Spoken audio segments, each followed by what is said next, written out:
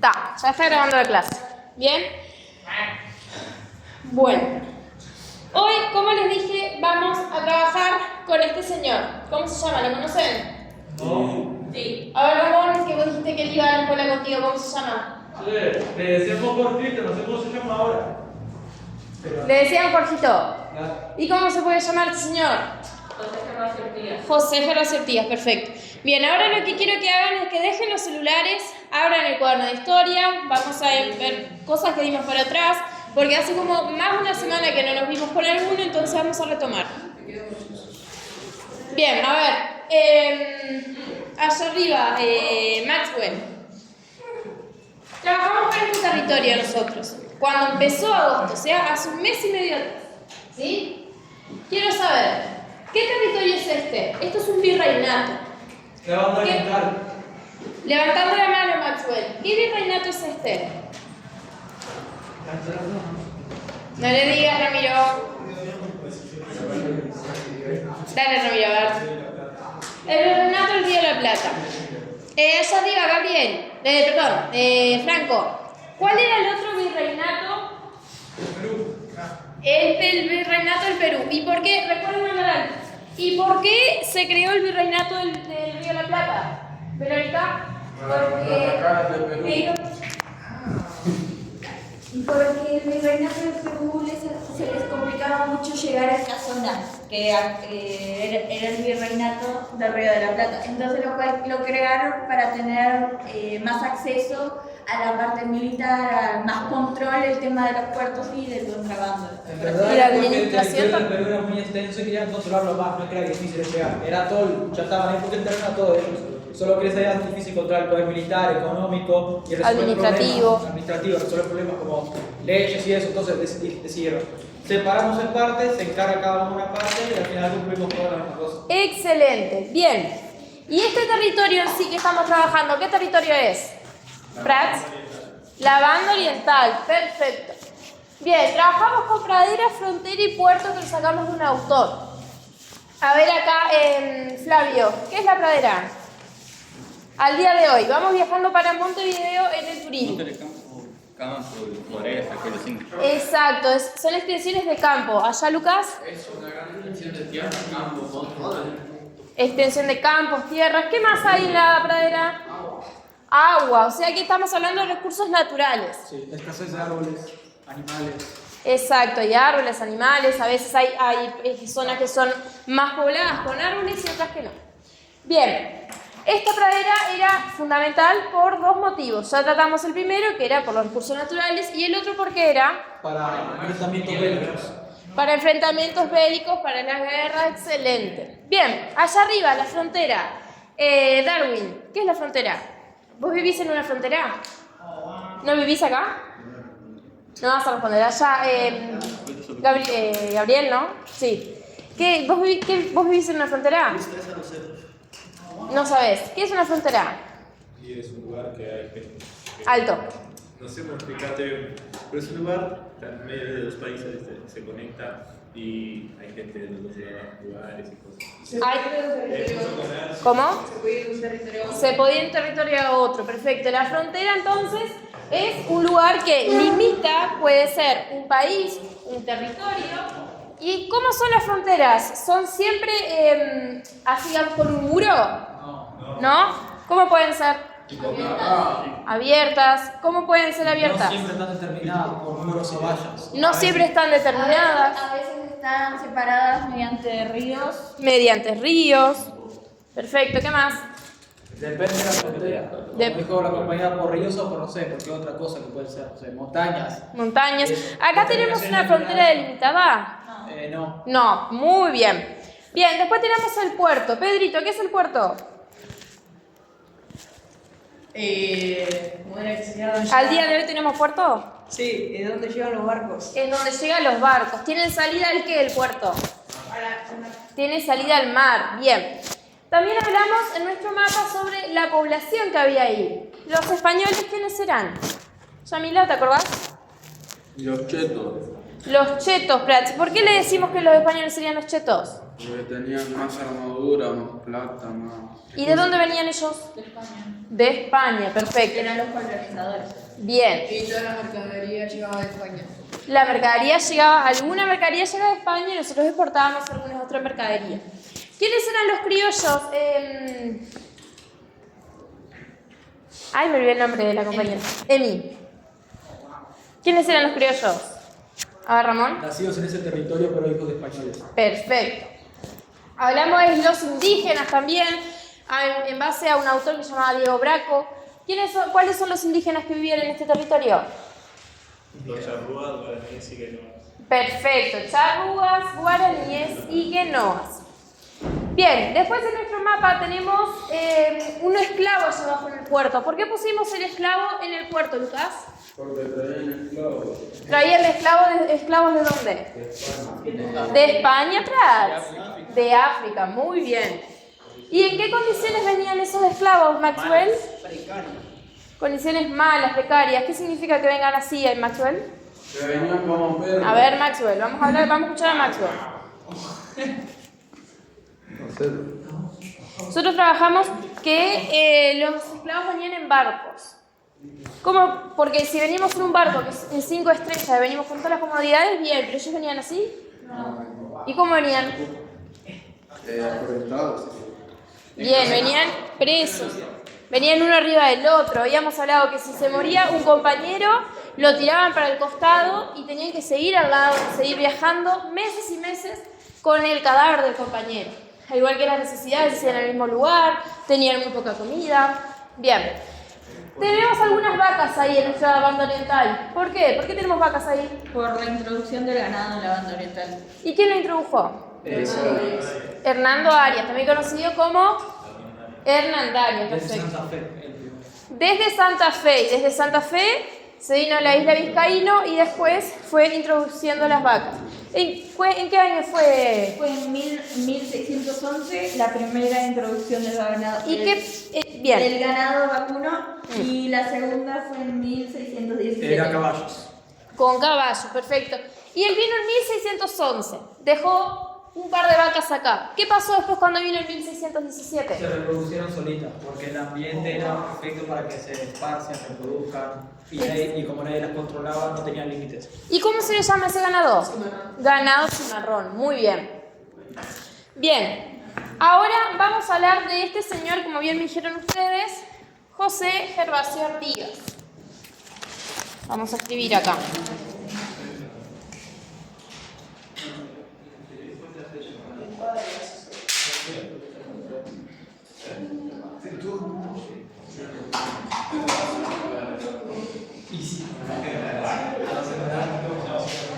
Bien.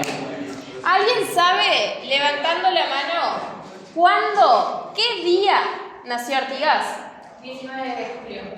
De junio. Dale, de Prats. Lo dijo ella. ¿De qué año saben? De ¿Mi cuánto? 1800. Más para atrás. 1849. Más para atrás. 1700. 49. Más para adelante. 52. Un poco más. 63. Casi. 61. Menos. Más. 62. 1764. 1774. Vamos. 19 de junio de 1774. ¿En qué siglo nació Artigas, Ulises? A ver, 18. Perfecto. ¿Cómo hiciste esa cuenta, Ramón? Porque la unidad y decena ambas superan el 00, entonces se le agrega la centena 1. Bien. ¿Alguien sabe de dónde nació Artigas? ¿Dónde nació? No. En Montevideo. Muy bien.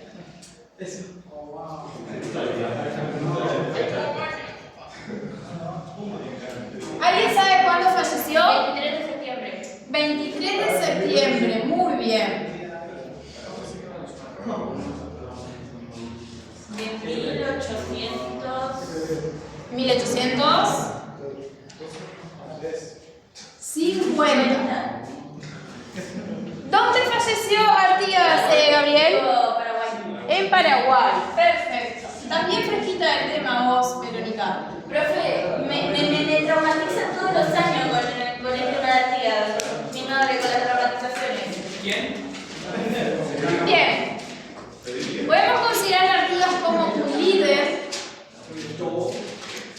héroe y militar oriental. ¿Por qué ahí yo dije que es un líder, héroe, militar oriental y no uruguayo? ¿Albert? ¿Lo qué? Yo recién me equivoqué y dije líder, héroe y militar uruguayo y dije, perdón, no, es oriental. ¿Por qué es oriental? A ver, Verónica. Porque en ese tiempo no era Uruguay, todavía no había sido oficialmente Uruguay. Ah, vos sos Verónica Ramón. Che, tenía que hablar así. Bueno, muy bien. También consideramos a este señor como el prócer o el padre de la patria en Uruguay. Es el protector de los pueblos libres.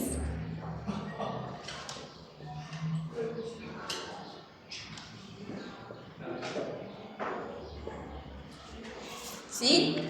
Bien. Esta imagen que yo traje acá es la representación de una pintura. ¿Saben quién la pintó? ¿Escuchamos una vez hablar de Juan Manuel Blanes? Bien, Juan Manuel Blanes la pintó en 1884, si mal no me equivoco. ¿Y cómo lo podemos ver, Artigas? ¿Cómo está representado? Está parado, perfecto. ¿Qué más? Serio. Está serio, ¿qué más? Parado, serio. De brazos cruzados. Demostrando autoridad. Demostrando autoridad, bien. Hablando de la parte más física. ¿Cómo está vestido Ramiro Artigas? Elegante. Tipo militar, elegante. Bien. ¿Qué más podemos hablar, Artigas? ¿Cómo está el pelo? Está corto, está peinado. Una regua. Bien. Esta figura que yo traje, esta imagen, es Artigas en la puerta de la Ciudadela. ¿Alguna vez fueron a Montevideo? ¿Sí? Bien. ¿Conocen la puerta de la Ciudadela allá en Ciudad Vieja? ¿No? Bueno, los que dijeron que no, cuando vos entras a cierta zona de Montevideo, hay una plaza que se llama Independencia. En esa plaza, debajo, hay como un túnel, que es el mausoleo, que se considera que están los restos de Artigas que trajeron desde Paraguay. ¿Sí? Frente a esa plaza, Independencia, está la puerta de la Ciudadela, que como dice Ramón, es como un arco. ¿Bien? Bien, no se llega a ver de acá, pero Artigas está con las botas lustradas, está con el uniforme de blandengues, que es el uniforme militar, que vos decías que era elegante. ¿De qué colores está representado? Azul y rojo, perfecto. ¿Qué más me pueden contar de la imagen? ¿Qué les transmite esta imagen? La escuela. Te lleva a la escuela. ¿Pero qué les transmite? Acá Verónica había dicho hoy que transmitía autoridad, puede ser, ¿no? Autoridad, ¿qué más le transmite? Respeto. Respeto. Allá, la Clo, ¿qué te transmite esta imagen de Artigas?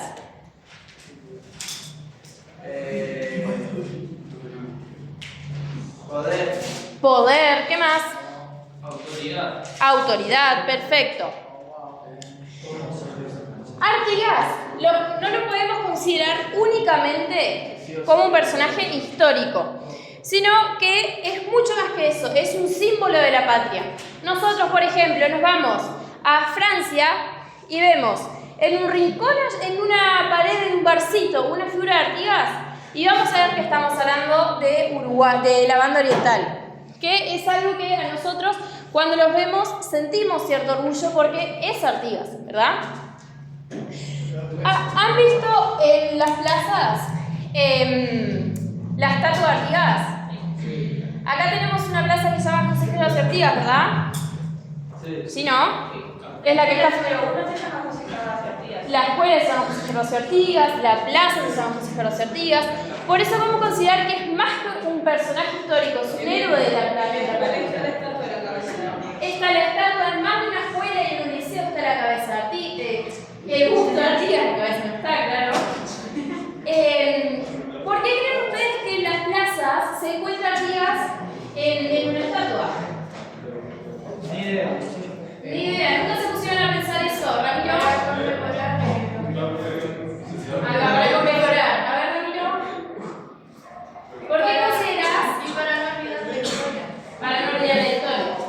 qué considerás que la estatua de Artigas se encuentra en las clases de forma monumental? Y porque es un ícono, entonces hay que representarlo bien. Perfecto. Por todo lo que hizo, excelente. Entonces, podemos ver que él está representado de un tamaño mucho más superior que el de una persona, ¿cierto? Sí. Y ahí podemos ver cierta grandeza, porque no es lo mismo representar a una persona pequeña de un tamaño normal a representar a un héroe de la patria de un tamaño tan grande como nosotros. O sea que no es considerado una persona común, es superior a nosotros. ¿Todo bien allá arriba? Bien. Hablando de la puerta de la ciudadela, la ubicación, ustedes van a trabajarlo después, el tema del escrito.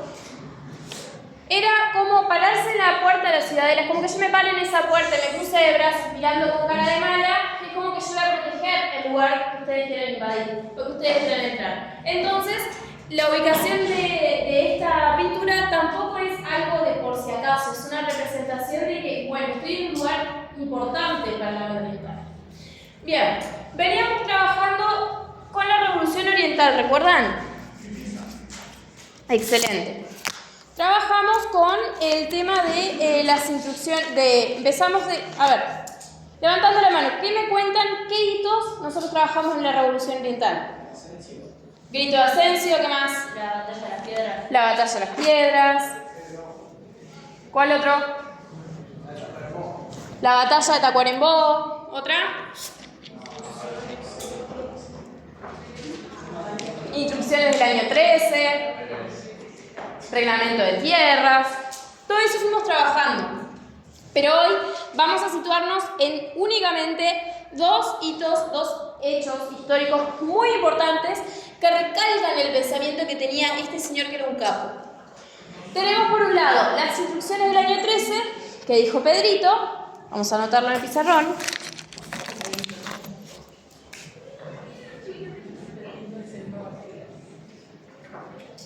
Instrucciones año 13. Y el otro que vamos a trabajar es el reglamento de tierras. Bien. ¿Qué me pueden contar? ¿Alguien de acá tenía el material de instrucciones del año 13? Que trabajamos en la clase que vino la profesora Samira. Puede ser. ¿Qué eran las instrucciones del año 13? Las instrucciones del año 13, ¿qué eran? Las instrucciones que crearon en el año 13. Son mandatos, perfecto. Dale, Pedrito, ¿te escuchó?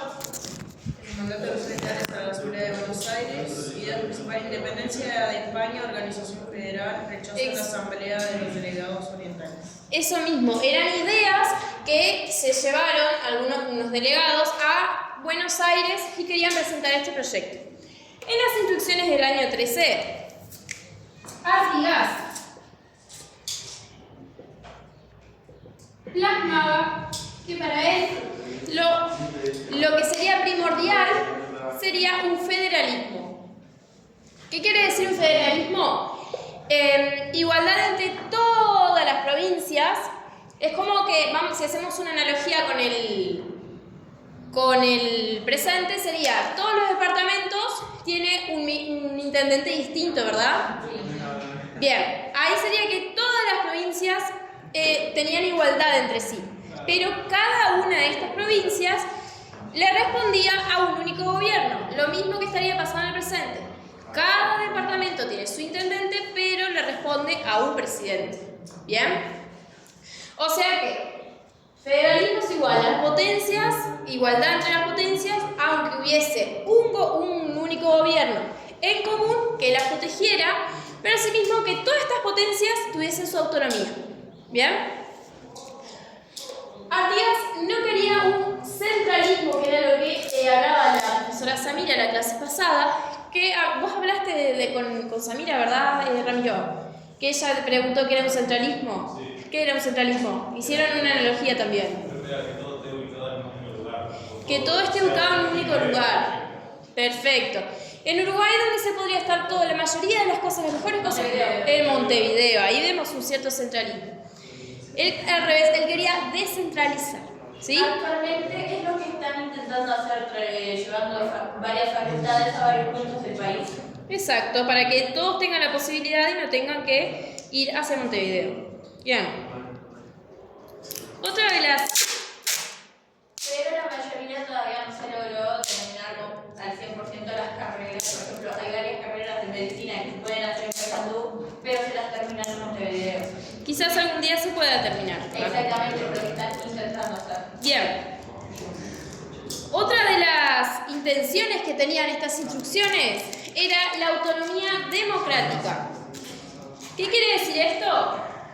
Cuando Artigas planteó que en estas instrucciones que hubiese una autonomía democrática, a la élite de la banda oriental, o sea, a la clase alta de la banda oriental, eso les estresó y les generó mucha rabia, porque lo que quiere decir que haya una autonomía democrática es que la chusma pueda votar. O sea, todos nosotros. Porque todos somos chusmas. En este caso eran los negros, los ambos. Lo que... Franco. ¿Qué? Los negros, los ambos, los gauchos, todas estas personas que eran consideradas inferiores, en estas instrucciones Artigas les permitía votar. El proyecto que él tenía era este. Por otro lado, otra de las intenciones era el tema de los puertos. Recuerden que habíamos trabajado con el sistema de monopolio español, el reglamento de libre comercio. ¿Recuerdan eso? Sí. Trabajamos cuando vino el señor Valentino acá. Bien. Artigas propuso que el puerto de Montevideo fuese un puerto transoceánico. ¿Qué significa que sea eso, Lucas? Un puerto transoceánico. Que tiene muchos océanos. No necesariamente. Que va a distintos puntos y no solamente a uno. Exacto, o sea que este puerto que tenemos acá, de acá salen todos las encomiendas, los productos que se vendían para otros lugares que pasaban por el océano. Por otro lado, recuerden que cuando vino Valentín un día nos contó que este era el río Paraná. Está bien grande, vamos a intentar la basura. No se nota más, se nota. ¿No se nota? Se nota. Bien. El río Paraná, podemos ver que también llega a desembocar en el puerto.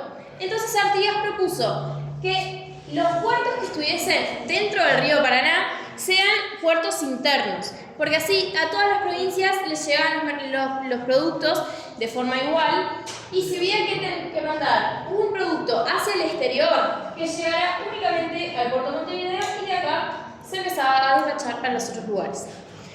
Por otro lado, también Artigas había pensado que si pagamos un único arancel, ¿qué sería un arancel? Un tipo, pagar para que, tipo un IVA. Tipo un IVA. ¿Y qué es un IVA? Un impuesto, perfecto. Exacto. Artigas decía, si pagamos un único arancel, no es necesario... No, Prats. No es necesario que se sigan encareciendo los productos. Porque estos son monedas, hablando de un arancel.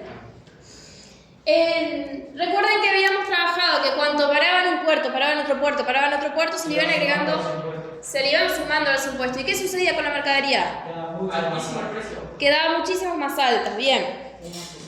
Entonces, con un solo arancel en una sola parte, esto no iba a suceder. Bien, estas instrucciones las podemos separar en tres partes. La primera parte se basa que es sobre las provincias. La segunda parte sobre temas particulares.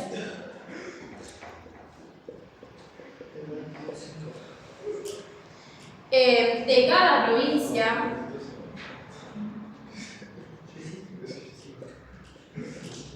Y la tercera parte sobre son temas particulares de la banda oriental, de la provincia de acá. Ahora vamos a analizar algunos artículos de estas instrucciones. ¿Toma asiento allá? ¿Y les de allá? Toma, acá tenés uno para ti. Vamos para allá. Necesitaba algo. ¿Listo? Maxwell. Emily. ¿Qué?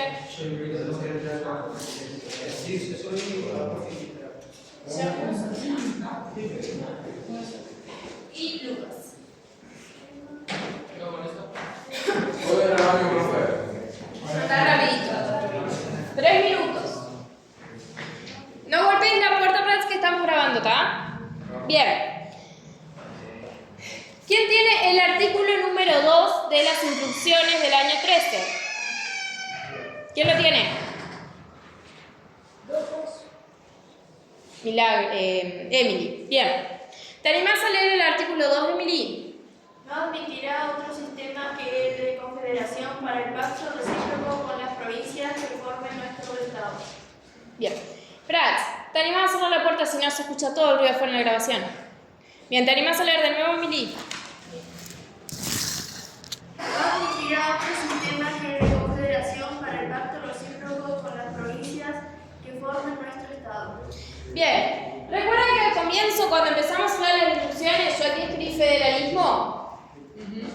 El artículo 2 habla de una confederación, que podemos considerar que es lo mismo, y acá en estas instrucciones Artigas plantea que él no quiere otra forma de gobierno que no sea el federalismo.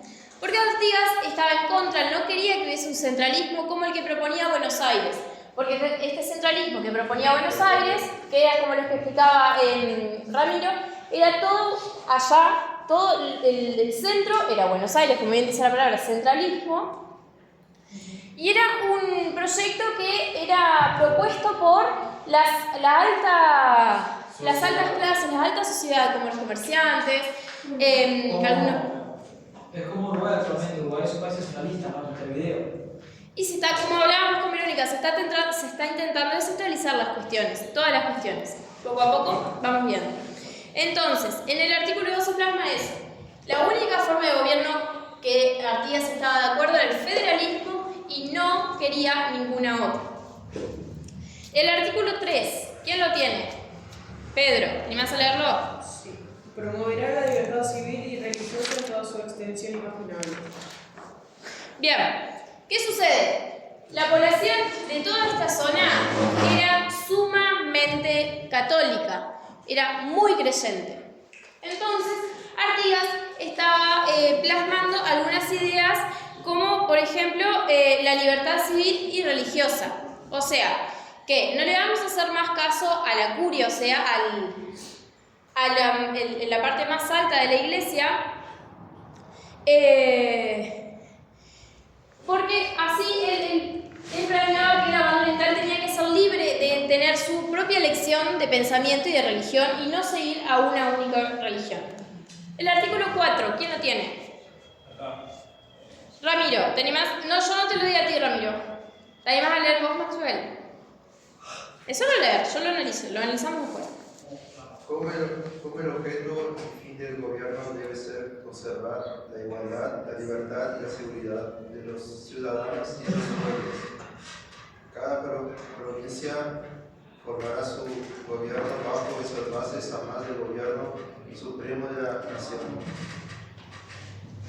Bien, el artículo 4 de las instrucciones del año 13 sostiene que había una elección de los gobernantes. Lo mismo que estábamos hablando al comienzo, haciendo una analogía, un paralelismo con el presente. Había una elección de los gobernantes de las provincias y cada provincia iba a elegir su gobernante. Pero entre todas las provincias iban a elegir a un único gobernante. Que esto lo vamos a ver un poquito más adelante en otro artículo. A ver, el artículo 5, ¿quién lo tiene? Así como aquel se dividirán en poder legislativo, ejecutivo y judicial. Bien, Acá estamos hablando de la división de los poderes. ¿Cuáles son los poderes existentes en Uruguay, Flavio? Son 3 poderes. Prats recién los nombró. Legislativo, ejecutivo y judicial. Perfecto.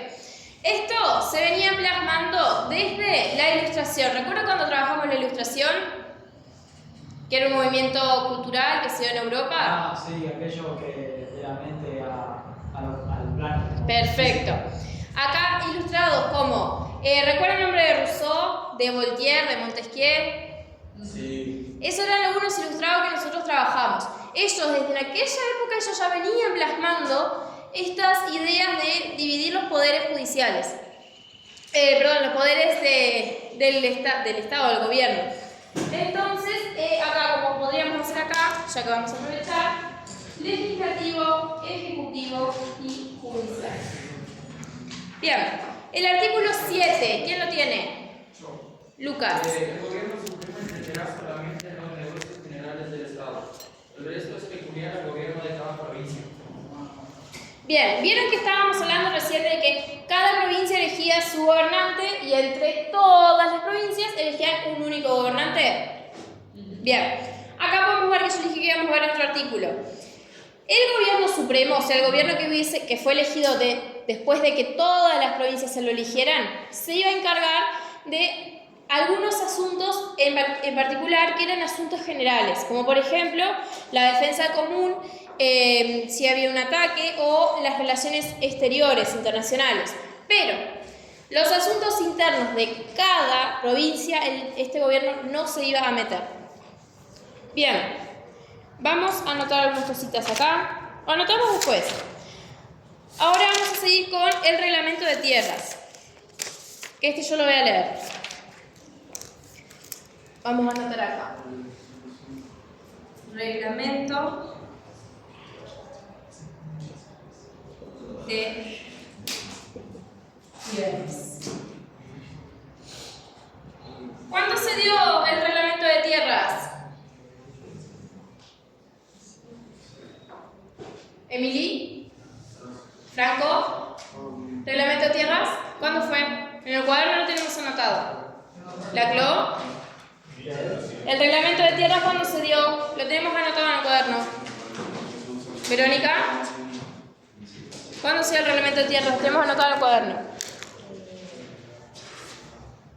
1778. 1778. ¿Segura? 1815. 1815. Muy bien. Brunito representando. Brunito representando, que sabe.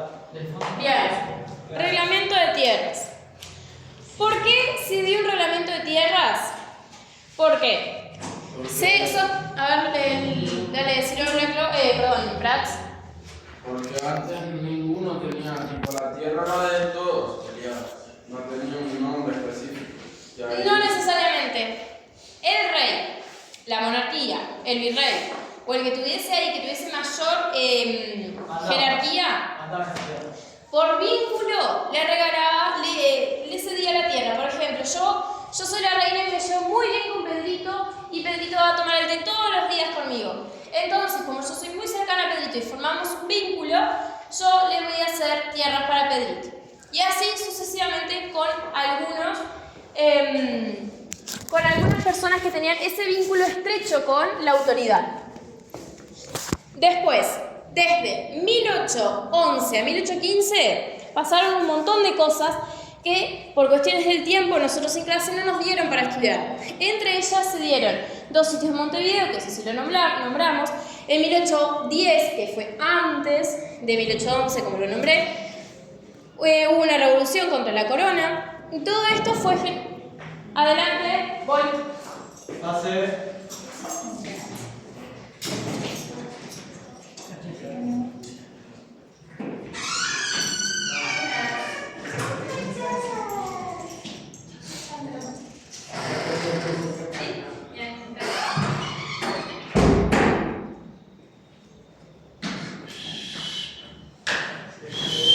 Bien, siguiendo.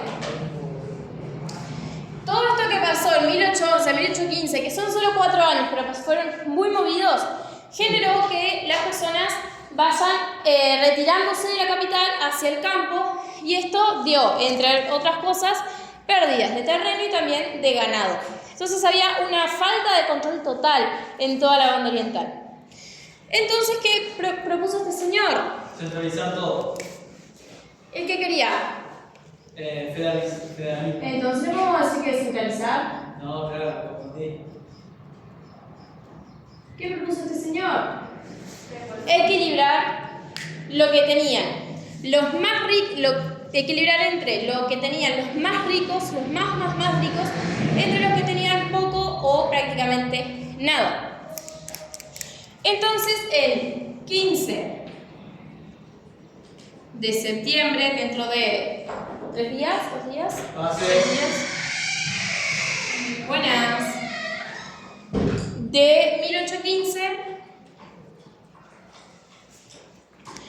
Artigas también redacta en 3 partes, como hicimos en las instrucciones del año 13, este reglamento de tierras. La primera parte era dedicada a la organización administrativa y judicial. La segunda parte, la tercera parte, era el plan de la distribución en sí.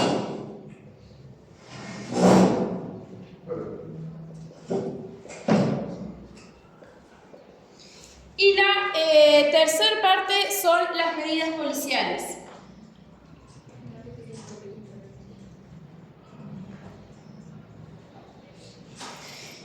¿Por qué creen ustedes que Artigas propuso medidas policiales? ¿Qué estaría pasando en el campo para que se propongan medidas policiales? Había muchos crímenes, robos, había malandros sueltos, había... ¿lo qué? Descontrol, había perros... No había control. No había control, exacto, había descontrol, como dice Pedro. Había... los bandidos estaban sueltos, los perros mataban... también había vigiato, que sea hasta el día de hoy. Descontrol total. Entonces, en este reglamento de tierra se plantearon podemos dividirlo en 3 partes, y en la última, estas medidas policiales que eran sumamente necesarias. Ustedes tienen recreo ahora, ¿verdad? Sí, en 2 minutos. Bien, entonces, toco. Bueno, cuando vuelvan seguimos. Bien, continuando entonces, vamos a continuar con los botánicos cuando lleguen nosotros. Bueno, el recreo ya tocó. Bien. Habíamos hablado del reglamento de tierras y ahora yo traje aquí ciertos fragmentos, escritos por mí, no traje el documento original obviamente, para ir analizando qué era este reglamento de tierras. Decía, el reglamento de tierras. Voy a leerlo tal cual estaba escrito, ¿sí? Sí. De terrenos repartibles son todos aquellos de emigrados, malos europeos y peores americanos, que hasta la fecha no se hayan indultados por el jefe de la provincia para poseer sus antiguas propiedades. ¿Qué quiere decir este fragmento? ¿Lo pueden analizar? Va de nuevo.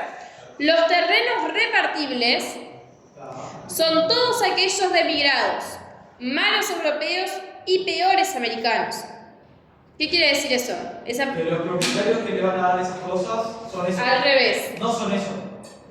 Los terrenos repartibles, o sea que los terrenos, lo que se iba a dar son los buenos americanos. de los malos europeos y peores americanos. Se le iba a sacar ese... A los malos y a los buenos. Bien. Después decía que hasta la fecha no se hayan indultado por el jefe de la provincia para poseer sus antiguas propiedades. Otra partecita decía, para repartir los terrenos europeos o de malos americanos, se tendrá presente si estos son casados o solteros. De esto, todo es disponible. De aquellos se tendrá en cuenta al número de hijos y con concepto a que no sean perjudicados, se les dará bastante para que puedan mantenerse en lo sucesivo, siendo el resto disponible, si tuvieran demasiado terreno. Es medio un trabalengua, un poquito, capaz que un poquito difícil de entenderlo. Vamos por fragmentos. Nos habíamos quedado en los considerados malos americanos y malas, tipo así. Los malos europeos y peores americanos eran se quienes le quitaba el terreno. Bien, se le quitaban terrenos a ellos. Bien, ahí, hasta ahí. Bien, dice, para repartir los terrenos europeos o de malos americanos, que es lo que acabas de decir, se tendrá presente si son casados o solteros. Claro, caso sean casados. Ahí por un lado, sea casado o sea soltero, van a tenerlo en cuenta. No. Van a tenerlo en cuenta si se lo va a quitar o no. Y los casados dependiendo del número de hijos. Ahí va. De aquellos, o sea, de los casados, que son los que casi siempre tenían hijos, se tendrá en cuenta al número de sus hijos, como bien lo dijo Emily. Claro, tipo, ponerle que estás casado y tenés un hijo y hay una mujer que está casada y tiene 5 hijos. La familia de 5 hijos va a tener prioridad para que se... Todos van a tener, vamos a seguir analizando. Dice, con concepto a que no sean perjudicados. O sea, se les va a tener en consideración la cantidad de hijos para que no sean perjudicados. ¿Cómo? Se les dará bastante. O sea, ¿qué se les dará? Un pedazo de tierra, perfecto. Se les dará bastante para mantenerse en lo sucesivo. Se les dará bastante para mantenerse día a día. Siendo el resto disponible, así tuviesen demasiado terreno. Por ejemplo, rapidito, tenemos a Juan y María. Juan y María tienen 2 niños. ¿Sí? Y tienen este fragmento de tierra. Bien. Si Juan no tuviese su familiar, no se iba a tener en consideración si se le dejaba un poquito de tierra o no. Pero en este caso, como Juan tenía una mujer y 2 hijos, en vez de quitarle todo esto, Le quita la mitad. se le quita un poquito. Se le quita, pero se le deja un poquito. Supongamos que le dejan esta parte. Pues un ejemplo. Es un ejemplo de un cuarto, digamos, en nuestro rectángulo. ¿Para qué se le dejaba esto? Para los hijos. ¿Para qué? Para que tuvieran buena comunicación. Para trabajar, para mantenerse en buenas condiciones. Bien. Después, por otro lado, este reglamento de tierras dice. O sea, como ver acá la gentileza que tiene nuestro héroe nacional. Porque, por más que seas, que tengas demasiado, que seas español, que seas, como dice él, un mal europeo o un peor americano, de todas maneras yo te voy a ceder un poquito de tu tierra para que mantengas a tus hijos. Podemos ver esa solidaridad que tenía nuestro héroe. ¿Bien?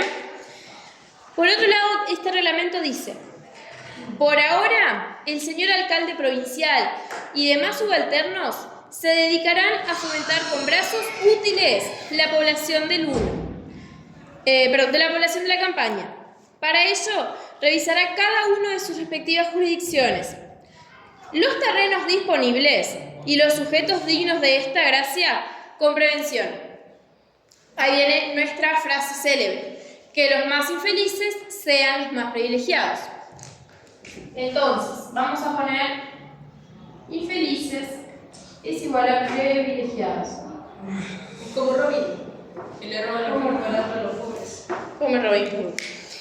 En consecuencia, los negros libres, los ambos de esta clase, los indios y los criollos pobres, todos podrán ser agraciados con suerte de estancia, si con su trabajo y hombría de bien proponen su felicidad y la de la provincia. Tenemos que los más infelices serán los más privilegiados. ¿Quiénes serán los más infelices? Negros. Negros libres. ¿Qué más? Dice acá. Sí, yo Los sujetos dignos de esta gracia sería de este terreno, con prevención que los más infelices sean los más privilegiados. En consecuencia, los negros libres, los ambos, los indios y los criollos pobres, todos podrán ser agraciados con suerte de estancia. Zambos e indios. Y los criollos Perdón. Y los criollos. Bien. Pero dice, tenía una condición, no era que... Bueno, acá tenemos una indígena, un sambo, una criolla y un negro. Y yo voy y les regalo la tierra. Y ya está, les regalé la tierra y Artigas iba para el otro lado. Tenían que No. cumplir con puntos. Tenían una condición que era Trabajen. fundamental. Ahí va. Que trabajen. Dice nuestro reglamento. Si con su trabajo y hombría de bien propenden, perdón, no entiendo mi letra, su felicidad y la de la provincia. O sea que ellos todos iban a recibir la tierra siempre y cuando con ella la aprovecharan para su felicidad y a la vez la de la provincia. Pero no son los únicos que van a ser beneficiados en este caso. Va a haber otras personas más. ¿Qué puede ser? ¿Qué puede ser esta persona que va a ser infeliz y a la vez va a ser privilegiada? Que va a ser infeliz y va a ser... No, que es infeliz pero va a ser privilegiada. Porque nuestra frase célebre dice que los más infelices sean los más privilegiados. Quitando los que están en esa lista. ¿Eh? Quitando los que están en esa lista. Quitando los que están en esta lista. Va a haber alguien más. Le voy a poner con violeta, a ver si se dan cuenta. Con violeta. La mujer. Pero no cualquier mujer, por eso le puse con violeta. Dice, dice en nuestro reglamento, serán también agraciadas las viudas pobres si tuvieren hijos. Serán igualmente preferidos los casados a los americanos solteros y estos a cualquier extranjero. Primero que nada dice que las viudas pobres si tuviesen hijos. ¿Bien? Después hay que tener en consideración a los casados americanos antes que los solteros. O sea, tenemos a Juan, a Pedro y a Lucas. Juan es un americano casado. Pedro es un americano soltero. Y Lucas es un extranjero. Acá tiene primera prioridad Juan, porque es casado, entonces puede tener hijos. Posteriormente viene Pedro, porque es soltero. Y por último viene cualquier extranjero. O sea que si tenemos una lista, si tenemos que hacer una lista para priorizar, priorizamos primeramente estos y posteriormente estos otros que están aquí. Eso está perfecto. Antes de los adentro que de los afuera. Bien. ¿Vieron que hablábamos de que ellos tenían que cumplir con ciertos requisitos? Acá nuestro reglamento también dice, después de la posesión, ¿qué sería después de la posesión, Ramiro? La de poseer la tierra, bien. Serán obligados los agraciados, o sea, las personas que recibían este favor, por el señor alcalde provincial o demás subalternos, a formar un rancho y 2 corrales en el término preciso de 2 meses. Los que cumplidos, si se advierte la misma negligencia, será aquel terreno donado a otro vecino más laborioso y beneficia a la provincia. Es decir, todas estas personas tenían una tarea, una condición, que era formar un ranchito para enriquecer a la provincia. O una estancia, son un poco más grandes, con un cerdo, por ejemplo.